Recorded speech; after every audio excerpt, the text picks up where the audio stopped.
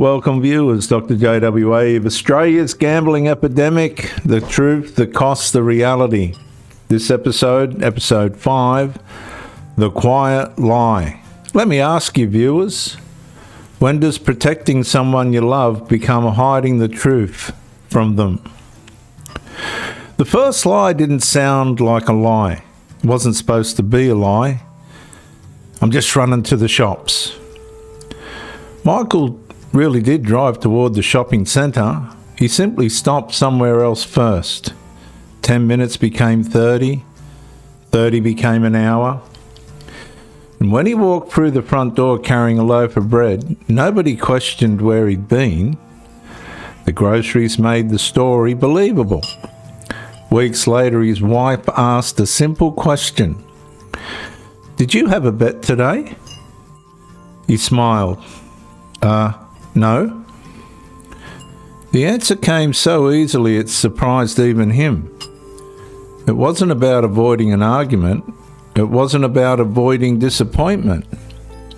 After that, the lies became smaller, then more frequent. He deleted betting notifications before anyone could see them. He cleared browser history just in case. He moved money between accounts.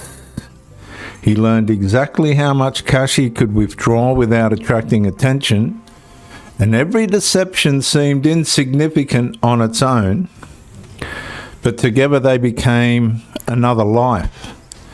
His wife still trusted him out of sufferance, and his children still believed what he said, but they could sense something. And really only Michael knew that every conversation now required remembering which version of the truth he had really told.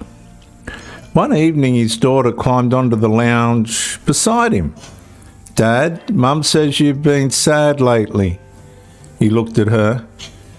She wasn't asking about gambling. She wasn't asking about money.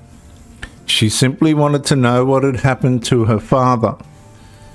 For a moment, the truth was sitting in the room with them. Then his phone vibrated. He glanced down. He looked back. She had already wandered away. And then years later, Michael couldn't remember every bet he had placed. He couldn't remember every dollar he had lost. But one thing he did remember was the lies. Not because they were large, but because each one quietly placed another brick in a wall between himself and the people who had trusted him most, who loved him. Viewers, the biggest deception had never been convincing his family under the guise of lies. It had been convincing himself that tomorrow he would finally, hopefully, if he could find a way, tell them the truth.